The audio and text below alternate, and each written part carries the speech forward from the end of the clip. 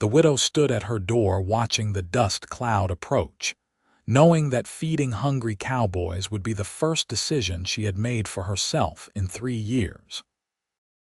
Margaret Grace had been 23 when fever took her husband Samuel during the brutal winter of 1876, and now in the spring of 1879, she found herself staring at opportunity wrapped in leather and sweat.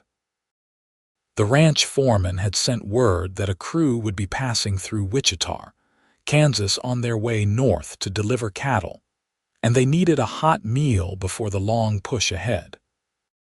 Margaret had surprised herself by agreeing, though the house had been silent as a tomb since Samuel's death, save for the whisper of wind through cracked window panes and her own footsteps on worn floorboards. She smoothed her hands over her apron, fingers trembling slightly as the riders drew closer. 6 men on horseback materialized from the golden haze of prairie dust, their silhouettes dark against the late afternoon sun. Margaret had spent the entire day preparing, her small kitchen transformed into a flurry of activity for the first time in years. Beef stew simmered in her largest pot, cornbread cooled on the windowsill, and she had even managed to bake 2 apple pies with the preserved fruit she had been hoarding in her cellar. The work had exhausted her, but it had also awakened something inside her chest that felt dangerously close to purpose. The cowboys dismounted with the easy grace of men who lived in their saddles, their boots hitting the hard, packed earth with solid thuds. They were a weathered bunch, their faces lined by sun and hardship, ranging in age from a boy who could not have been more than 19 to a grizzled man whose gray beard spoke of decades on the range. They removed their hats as they approached, a gesture of respect that made Margaret's throat tighten unexpectedly. "Madam, we surely appreciate this," the oldest one said, his voice gravelly but kind. "Name's Dutch Harrison. The foreman said you might be willing to feed us before we head out tomorrow morning." "I prepared plenty," Margaret replied, her own voice sounding strange to her ears. She had spoken so little these past years that conversation felt like a forgotten language. "Please, come inside." They filed in one by one, filling her small home with their presence, the smell of leather and horse and open sky.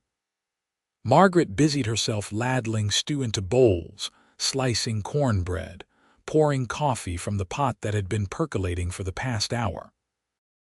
The men settled around her table, and on chairs dragged in from other rooms, eating with the single-minded focus of those who never knew when their next hot meal might come. She noticed him last, the quiet one who had taken a seat in the corner, farthest from the lamplight. While the others talked and joked, their voices filling the empty spaces of her home with rough laughter, he ate in silence. He was younger than most of the crew, perhaps 25 or 26, with dark hair that curled slightly at his collar and eyes that seemed to take in everything while revealing nothing. When those eyes met hers across the room, Margaret felt something shift beneath her ribs, a sensation she had thought died with Samuel. "Madam, this is the finest meal we have had in 6 months, Dutch declared, raising his coffee cup in salute. "You are a blessing to weary travelers." The others echoed his sentiment, all except the quiet one, who simply nodded once in her direction before returning his attention to his bowl. Margaret found herself wondering about him as she moved through the room, refilling cups and offering second helpings. There was something deliberate about his silence, as though he chose his words carefully and rarely found ones worth speaking. As the evening wore on, the men gradually prepared to leave, thanking her profusely and pressing coins into her hand, despite her protests.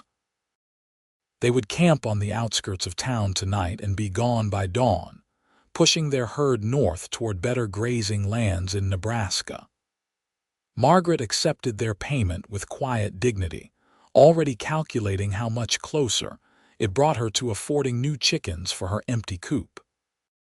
They departed one by one until only the quiet one remained. He stood by her door, hat in his hands, his dark eyes fixed on something just past her shoulder. Margaret waited, her heart beating faster than it should, though she could not have said why. "Thank you for the meal," he said finally, his voice low and rough-edged, like stones tumbling in a creek bed. "It was kindly done." "You are welcome," Margaret replied, cursing the breathlessness in her words. He nodded again, that same economical movement, and then he was gone, leaving only the faint jingle of his spurs fading into the night. Margaret closed the door and leaned against it, suddenly aware of how large the silence had become, how it pressed against her from all sides like water. She had survived 3 years in this silence, had learned to move through it like a ghost through walls, but tonight it felt different. Tonight it felt like loneliness. She cleaned her kitchen with methodical efficiency, washing bowls and cups, storing leftover stew, sweeping flour from her floorboards. The coins sat on her table, more money than she had seen in months. It should have made her happy, or at least satisfied, but instead she found herself thinking about dark eyes and careful silence, about the way one man could fill a corner of a room without saying a word. Margaret was banking the fire in her stove when she heard the knock. It was soft, almost apologetic, and for a moment she thought she had imagined it. But then it came again, and she crossed to her door with her pulse hammering in her throat. The quiet one stood on her porch, his hat still in his hands. "Madam," he said, and then stopped, as though he had run out of words already. "Did you forget something?" Margaret asked, though she could see nothing in his hands but his hat. "No, madam." He shifted his weight, and she realized with some surprise that he was nervous. "I was wondering if you might need any work done around your place. I noticed your fence has some posts leaning, and there's a section of your roof looks like it could use patching."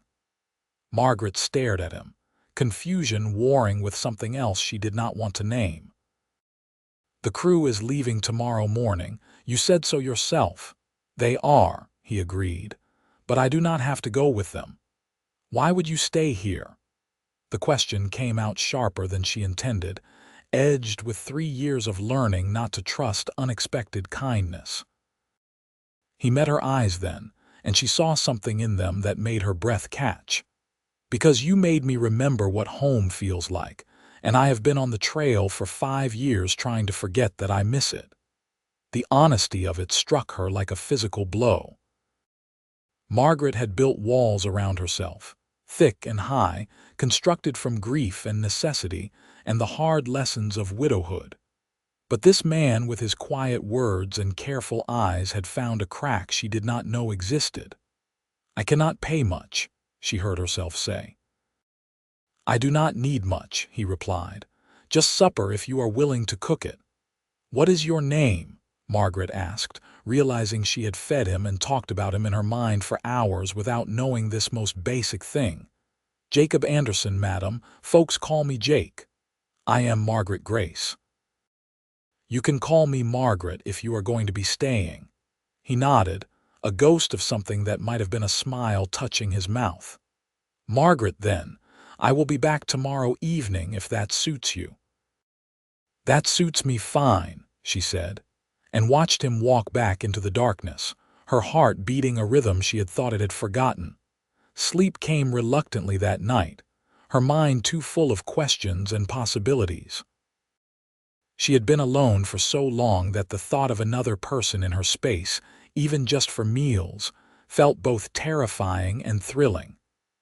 What did she know about Jacob Anderson? He could be anyone, a drifter or a criminal, someone running from the law or from himself.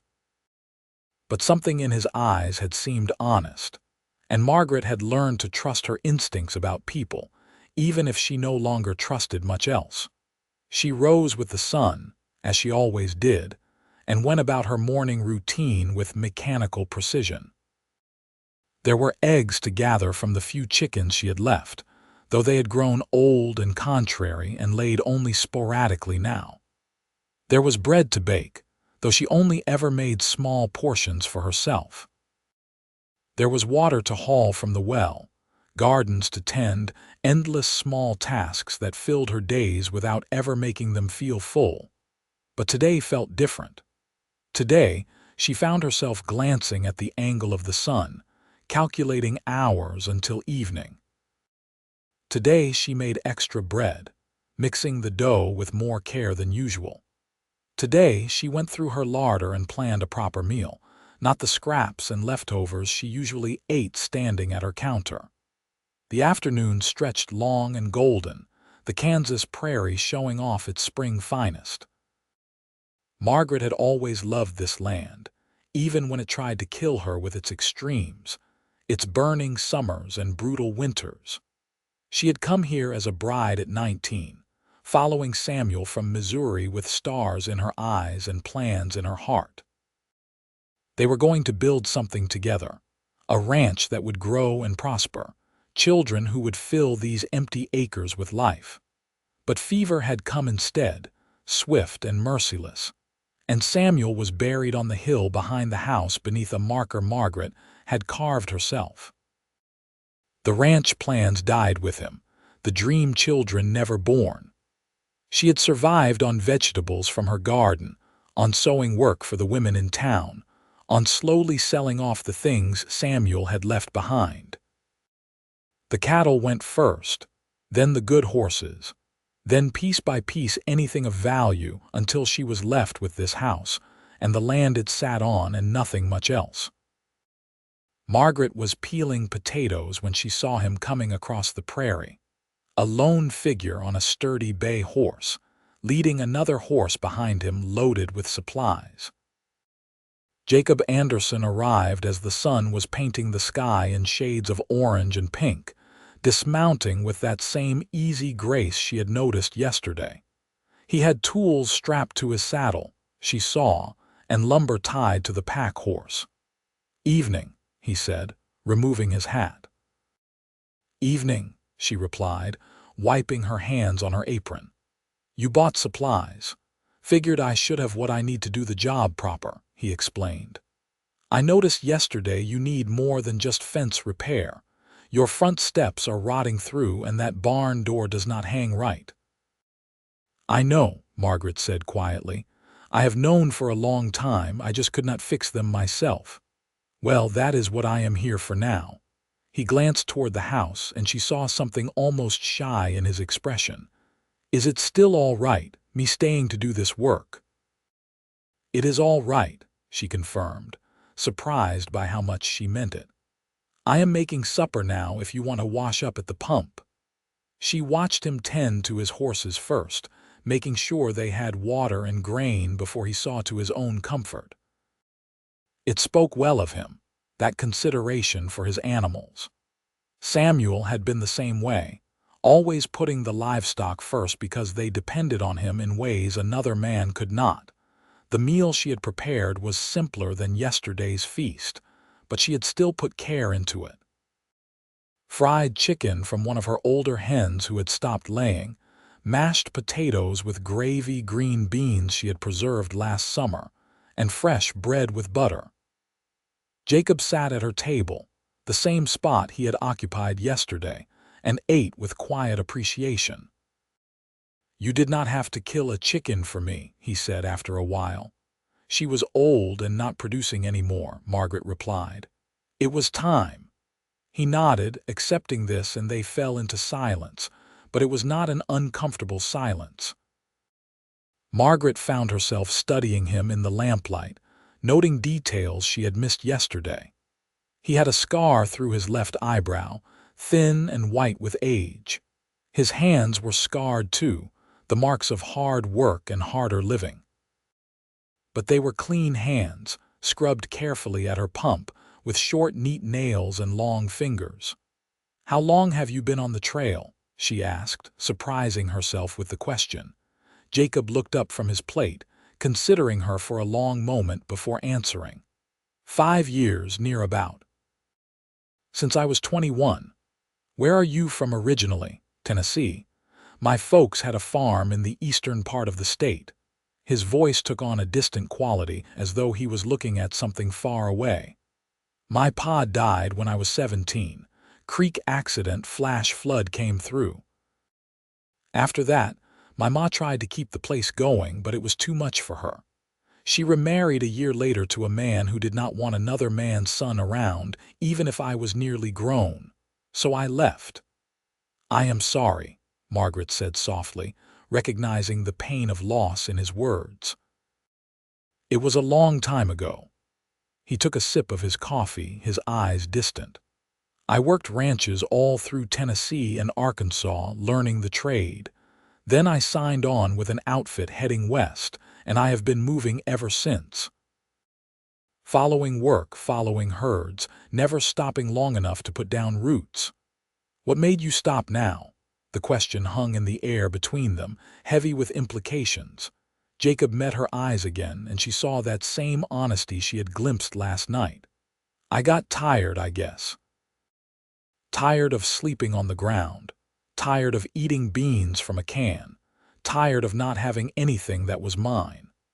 And then I walked into your house and smelled that stew cooking and saw the way you had set the table with real plates and cups, and I thought, this is what I have been missing. This is what home is supposed to feel like. Margaret felt tears prick her eyes and blinked them back fiercely. She had cried enough in the past 3 years to last a lifetime. I understand tired, she said instead. I have been tired too. How long were you married? He asked gently. 4 years. I was 19 when we wed, 23 when Samuel died. He caught fever during the winter of '76. It took him in less than a week. She twisted her hands in her lap, old grief and new vulnerability tangling together. I thought I would die too those first months after. But I was too stubborn or maybe too afraid. You were brave, Jacob corrected. Staying here alone, keeping this place going, that takes more courage than most people have. I did not feel brave. I felt hollowed out, like someone had scooped everything important out of me and left just the shell. Margaret looked down at her plate, surprised by her own candor. She had not talked about Samuel's death with anyone, not really, not like this. And now, Jacob asked quietly. Now I feel like maybe there is something still inside me after all. Something small, like a seed, but alive. They finished their meal in comfortable silence, and Margaret felt something shift between them, a tentative understanding forming.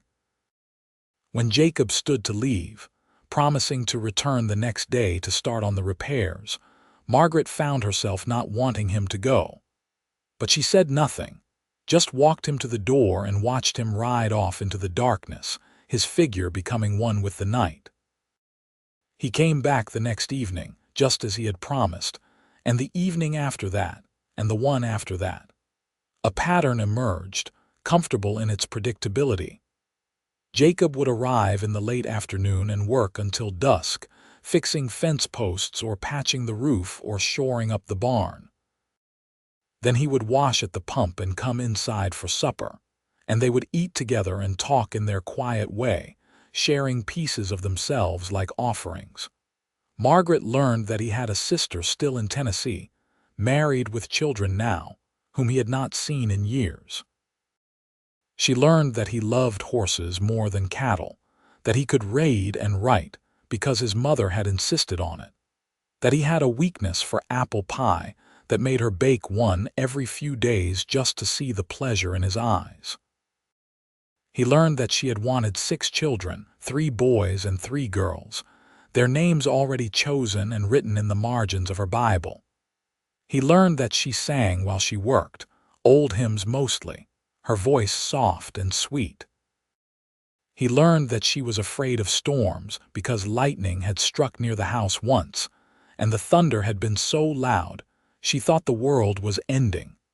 Spring deepened into early summer, and the repairs around Margaret's property progressed steadily. The fence stood straight and strong, the roof no longer leaked, The front steps were solid beneath her feet. Jacob worked with quiet competence, never rushing, always thorough. Sometimes Margaret would bring him water or lemonade while he worked, and they would stand together in the shade of the house, not talking, just existing in each other's company. The town had noticed, of course.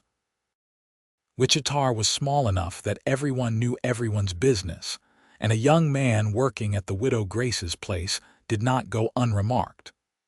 Margaret heard the whispers when she went to the general store, saw the speculative looks from the other women.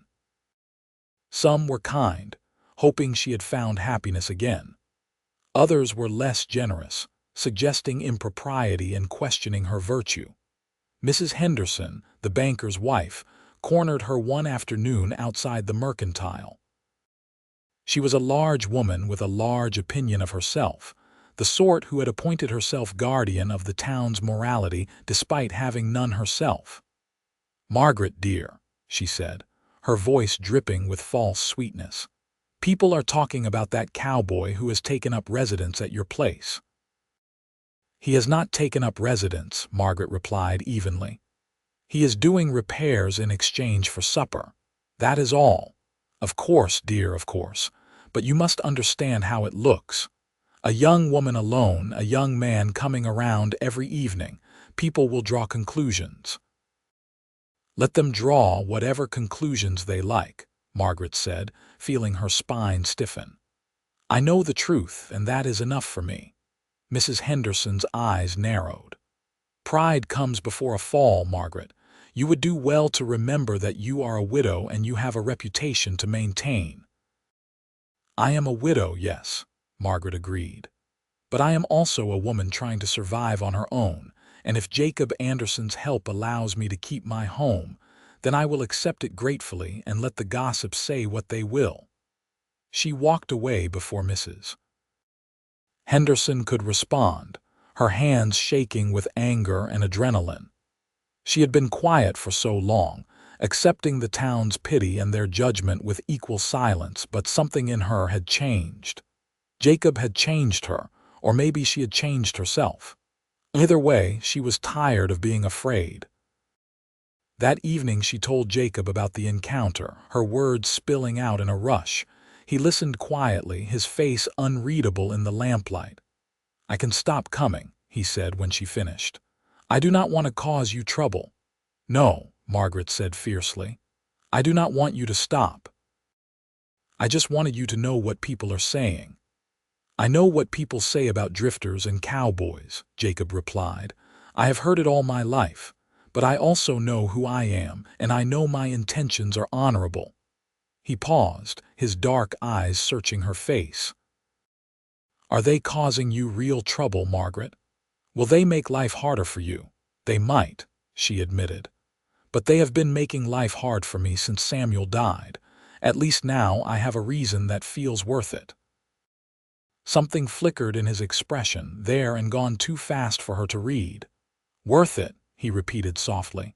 "Yes," Margaret said, meeting his eyes steadily. "Worth it." The air between them felt charged suddenly, full of unspoken things. Jacob stood, his chair scraping against the floor, and for a wild moment Margaret thought he might reach for her. But instead, he simply picked up his hat and turned it in his hands. "I will see you tomorrow," he said, his voice rough. "Tomorrow," Margaret agreed and watched him go, her heart pounding against her ribs. Something had shifted again, she realized as she prepared for bed. They had been circling each other for weeks now, careful and cautious, but the circle was growing smaller. She could feel the pull between them, strong as gravity, drawing them closer with each passing day. It frightened her and thrilled her in equal measure. She lay in her bed, Samuel's bed, their bed, and tried to sort through the tangle of emotions in her chest. Was it wrong to feel this way about another man? Samuel had been dead for 3 years, and Margaret knew he would not want her to spend the rest of her life alone. But knowing something in your head and feeling it in your heart were two different things. The next evening, Jacob arrived with wildflowers in his hand, prairie roses and black-eyed Susans gathered from the fields. He presented them awkwardly, his ears going red, and Margaret felt her throat close with emotion. "I saw them and thought of you," he said simply. She took them with trembling hands, burying her face in their petals to hide the tears gathering in her eyes. No one had brought her flowers since Samuel's funeral, and those had been funeral flowers, meant for grief. These were different. These were meant for life. "Thank you," she managed. "They are beautiful." She found a jar to put them in, setting them on the table where she could see them while she cooked. Jacob watched her, his expression soft, and Margaret felt something crack open inside her chest, something that had been sealed tight for too long. Supper that night was charged with new awareness. Every time their hands brushed in passing, Margaret felt electricity run up her arm. Every time their eyes met, she saw heat and hunger and hope reflected back at her. They were dancing around something inevitable now, and both of them knew it. After they ate, Jacob did not immediately rise to leave. Instead, he stayed at the table, his coffee cup cradled in his hands, his eyes on her face. "Margaret," he said, and then stopped, seeming to gather his courage. "I need to tell you something." Her heart kicked into a gallop. "All right. I did not just stop here for work. I stopped because of you." The words came out in a rush, as though he had been holding them back for too long. "That first night when you fed us all, I looked at you and something in my chest just settled. Like I had been wandering lost for years and suddenly found north. And every night since, I come back here and I sit at your table and I think, this is where I am supposed to be. This is home." Margaret could not breathe, could not think, could only stare at him with her heart in her throat. "I know I have nothing to offer you," Jacob continued. "I have no land, no money, nothing but these 2 hands and a horse and whatever work I can find. I know you were married before to a man who could provide for you, and I am just a cowboy who has been drifting most of his life. But I am asking anyway because I cannot keep pretending I do not feel what I feel." "What do you feel?" Margaret whispered. "I love you," Jacob said, simple and direct, his eyes never leaving hers. "I have loved you since that first night, and it has been growing stronger every day. I love the way you hum while you cook, and the way you stand on your porch in the morning watching the sun come up. I love your strength and your stubborn independence and the softness you try to hide. I love all of you, Margaret, and I want to spend the rest of my life proving it." The tears came then, hot and fast, streaming down her face in rivers. Margaret had thought herself cried out, had thought she had no tears left, but here they were, falling like rain. But these were not tears of grief. These were tears of relief and joy and overwhelming emotion. "I do not know how to do this again," she said, her voice breaking. "I do not know how to let someone in when I am still so afraid of losing them." Jacob rose from his chair and crossed to her, kneeling beside her so they were at eye level. He took her hands in his calloused fingers warm and strong. "I cannot promise I will never leave you," he said honestly. "Life makes no guarantees and death comes for everyone eventually, but I can promise that as long as I draw breath, I will choose you. Every single day I will choose you. And that is all any of us can promise." Margaret looked into his dark eyes, seeing the truth there, seeing the love he had just declared reflected back at her. She thought of Samuel, buried on the hill, and sent up a silent prayer asking forgiveness and blessing both. And then she leaned forward and kissed Jacob Anderson, softly at first and then deeper, tasting coffee and hope and the future. When they broke apart, both breathing hard, Jacob rested his forehead against hers. "Is that a yes?" he asked, a smile in his voice. "That is a yes," Margaret confirmed, laughing through her tears. "Yes, I love you. Yes, I want this. Yes to all of it." They sat together on the floor of her kitchen, holding each other as the lamp burned low and the night deepened around them. Margaret felt lighter than she had in years, as though some great weight had been lifted from her shoulders. She had been so alone for so long, and now she was not, and the relief of it made her giddy. "We should do this properly," Jacob said eventually.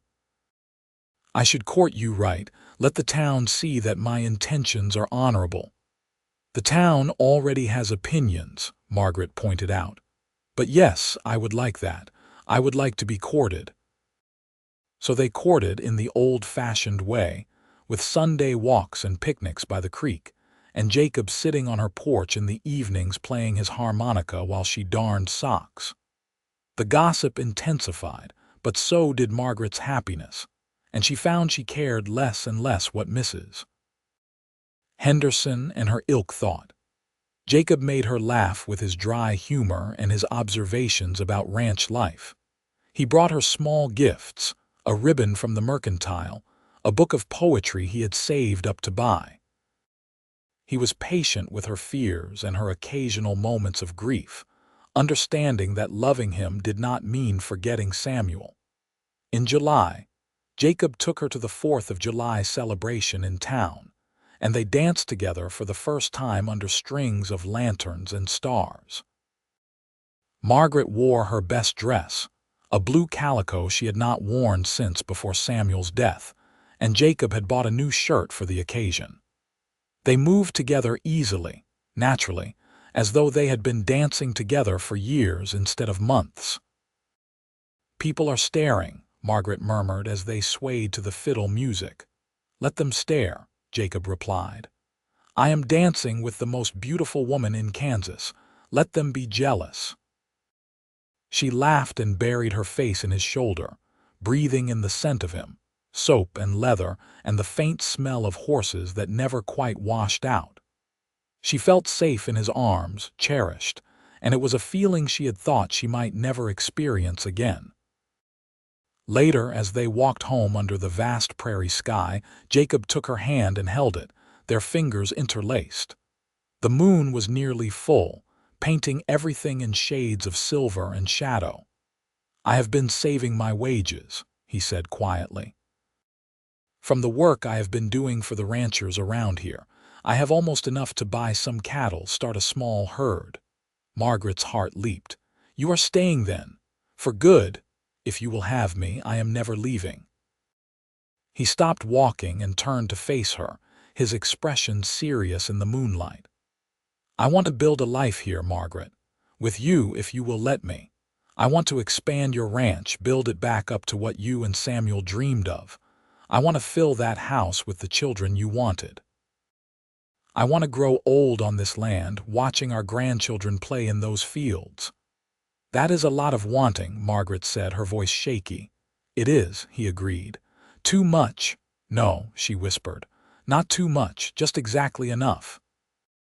He kissed her then, deep and slow, pouring everything he felt into it. When they broke apart, Margaret was dizzy with happiness and desire and 1,000 unnamed emotions. "Will you marry me, Margaret Grace?" Jacob asked, his voice low and intense. "Will you let me spend the rest of my life loving you?" "Yes," she said simply. "Yes, Jacob Anderson, I will marry you." They were wed in August in the small church on the edge of town with the preacher and a handful of witnesses. Margaret wore a new dress made of cream-colored cotton, and Jacob wore his new shirt and had gotten a haircut for the occasion. Margaret's friend Sarah stood up with her, and Dutch Harrison, who had been part of that original crew of Cowboys, stood up with Jake, having stayed in the area working for one of the larger ranches. Mrs. Henderson did not attend, but enough people did that the small church felt full. The ceremony was simple and brief, and when the preacher pronounced them husband and wife, Jacob kissed Margaret with such tenderness that several of the women in attendance sighed audibly. They held a small reception at the house, with cake that Sarah had baked and lemonade and music from Dutch's fiddle.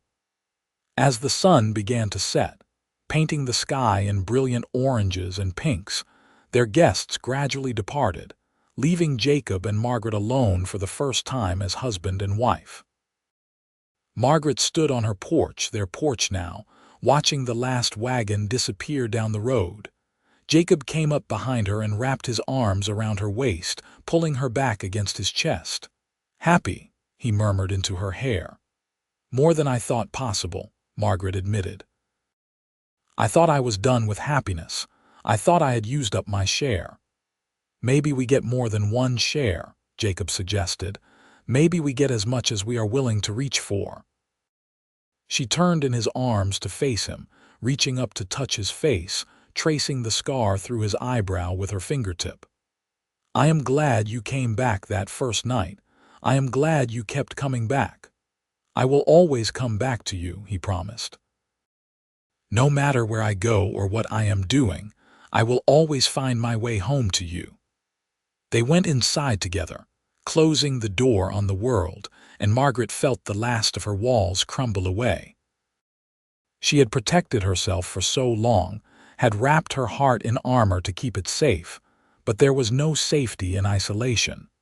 There was only loneliness.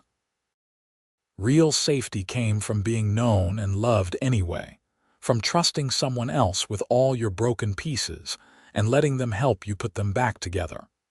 That night, in the bed she had once shared with Samuel, Margaret gave herself to Jacob completely, holding nothing back.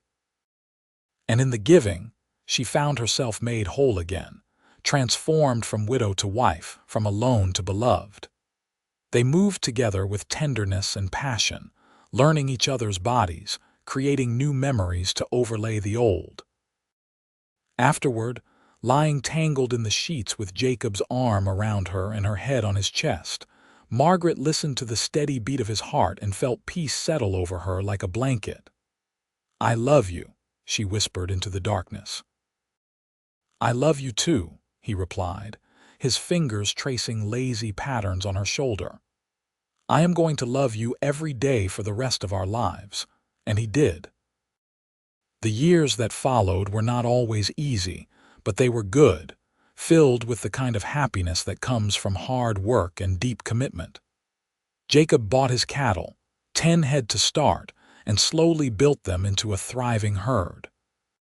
He expanded the barn and fixed the fences and proved himself to be as good a rancher as he was a cowboy. Margaret discovered she was pregnant in October, and the joy of it nearly overwhelmed her. She had thought this dream was dead, buried with Samuel, but here it was blooming inside her, new life and new hope. Jacob was over the moon, fussing over her like she was made of glass, driving her crazy with his constant concern. "I am pregnant, not dying," she told him exasperatedly when he tried to insist she stop hauling water. "I know that," he replied, "but you are carrying my child and I will be protective if I want to be." Their son was born in June of 1880, a healthy baby boy with dark hair like his father and lungs that could wake the dead. They named him Samuel Jacob, honoring the past while celebrating the future. Margaret had worried that having a baby would bring back too much grief, too many memories of the children she had planned with her first husband, but instead it felt like healing. She could love this child completely while still honoring Samuel's memory, could give Jacob a family without betraying her past. Jacob proved to be a devoted father, walking the floor with baby Samuel at night so Margaret could sleep, changing diapers without complaint, staring at his son with such wonder that it made Margaret's heart ache. Watching him with their baby, she fell in love with him all over again, deeper than before. The ranch prospered. By 1882 they had expanded their herd to 50 head, and Jacob had hired a young cowhand named Tom to help with the work. Margaret's garden flourished, producing more vegetables than they could eat, so she started selling the excess in town. They were building something real and lasting, exactly what she and Samuel had dreamed of, but with Jacob instead. Sometimes Margaret felt guilty about that, about taking Samuel's dreams and making them reality with another man. But Sarah, who had become her closest confidante, told her she was being ridiculous. Samuel would want you to be happy, Sarah said firmly. He loved you. He would want you to live, not spend your whole life mourning him. Margaret knew she was right. And as time passed, the guilt faded, replaced by gratitude. She had been blessed twice, loved by two good men, and that was nothing to feel guilty about. Their daughter was born in 1883, a tiny girl with her mother's green eyes and a disposition as sweet as honey. They named her Rose Elizabeth, and Samuel adored his baby sister with fierce devotion. The house that had been so silent for so long was now filled with laughter and crying and the chaotic noise of family life, and Margaret would not have traded it for anything. Jake expanded their holdings, buying the adjoining property when the owner decided to move back east. They hired more help, built a bigger barn, added rooms onto the house to accommodate their growing family. The ranch became known for producing quality cattle, and Jacob's reputation as a fair and honest rancher spread throughout the region. In 1885, Margaret gave birth to twin boys, William and Thomas, and their house became even more chaotic and joyful. Jake built onto the house again, adding a whole wing for the children, and Margaret spent her days in happy exhaustion, cooking and cleaning and raising 4 children while still helping with the ranch work when she could. The years blurred together in the way they do when life is full and busy and good. Samuel grew tall and strong, taking after his father, learning to ride and rope, and everything a rancher needed to know. Rose was gentle and kind, with a gift for gentling horses and a voice that could sing like an angel. The twins were wild and reckless, keeping everyone on their toes with their adventures and mischief. On their 10th wedding anniversary, Jake took Margaret to the creek where they had picnicked during their courtship. The children were home with Sarah, and they had the evening to themselves, a rare luxury. "You remember that 4th of July dance?" Jake asked, pulling her into his arms and swaying to music only they could hear. "I remember everything," Margaret replied, smiling up at him. "I remember being terrified and thrilled and thinking I had no right to be that happy. And now?" he asked, his eyes crinkling at the corners the way they did when he smiled. "Now I know I had every right," she said firmly. "Now I know that happiness is not something you earn or deserve. It is something you choose every single day." "I choose you," Jake murmured, echoing the words he had spoken 10 years ago in her kitchen. "Every day I choose you." "And I choose you," Margaret replied, kissing him softly. "Every day for the rest of my life." They stayed by the creek until the stars came out, talking and laughing and remembering all the moments that had brought them here. Margaret thought about the widow she had been, hollow and grieving and barely surviving, and marveled at the woman she had become, full of life and love and purpose. In 1887, Margaret discovered she was pregnant again, a surprise baby that made her laugh with delight despite being exhausted from raising 4 children. Their last child, another daughter, was born in early 1888, and they named her Grace, after Margaret's maiden name. She was a tiny thing, smaller than the others had been, but with a will of iron and a personality that could light up a room. The children grew, the ranch prospered, and the years accumulated like precious jewels. Samuel married Sarah's daughter in 1895, bringing his young bride to live on the ranch and promising to take over operations as Jake got older. Rose married a schoolteacher from town and moved to Topeka, though she visited often and wrote weekly letters. The twins, inseparable as always, decided to strike out on their own, heading to Wyoming to start their own ranch, though they promised to come home for Christmas every year. Grace, their youngest, stayed home the longest, helping Margaret with the house and garden and proving herself as capable as any of her brothers at ranch work. She did not marry until she was 24, wedding a neighboring rancher's son in a ceremony that brought half the county to the ranch. Jake and Margaret watched their children build their own lives, becoming grandparents and then great-grandparents, their house always full of visiting family and the sound of children's laughter. They grew old together, Jake's hair turning silver and Margaret's face lining with age, but the love between them never dimmed. On their 40th wedding anniversary, their children threw them a massive party, with family coming from all over Kansas and beyond.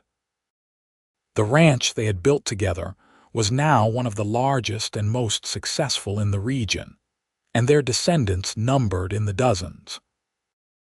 Late in the evening, when most of the guests had gone home and only family remained, Jake found Margaret standing on the porch where he had first proposed, looking out over the land they had built together. "Tired?" he asked, wrapping his arm around her shoulders. "Pleasantly," Margaret replied, leaning into him. "It was a beautiful day." "It was," he agreed, "just like all our days have been beautiful."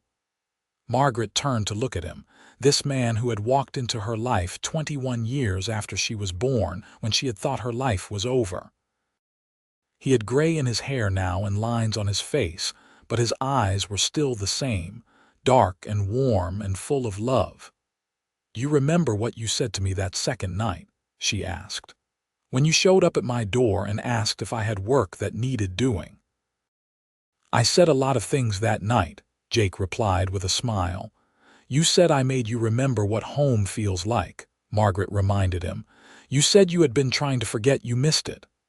"I remember," he said softly. "You gave me a home too," Margaret told him, her voice thick with emotion. "Not this house, not this ranch, but home in you. You gave me a reason to keep living when I thought there was no reason left. You gave me love and family and 40 years of happiness I never thought I would have." "Margaret," Jake said, his own voice rough, "you saved me just as much as I saved you. Maybe more. I was lost before I found you, drifting and empty and looking for something I could not name. And then I walked into your house and there you were, and I finally knew what I had been looking for my whole life." They stood together on the porch, holding each other as the sun set over the prairie they loved, over the land they had built into something lasting and good. Around them, they could hear their children and grandchildren and great-grandchildren, the family they had created together, the legacy they would leave behind. "I love you," Margaret whispered. "I love you too," Jake replied, "until my last breath and beyond." And they did love each other, right up until Jake passed peacefully in his sleep at the age of 83, with Margaret holding his hand and their children gathered around his bed. Margaret grieved him, as she had grieved Samuel before him, but this grief was different. It was not the hollow, empty grief of her youth, but something fuller, richer, woven through with gratitude for every year they had shared. She lived 5 more years after Jake's passing, spending her days surrounded by family, telling stories about her 2 husbands and the life she had built. She spoke of Samuel with love and respect, honoring the young man who had been her first love and her first loss. And she spoke of Jake with joy and gratitude, celebrating the man who had taught her that hearts can heal and love can come more than once.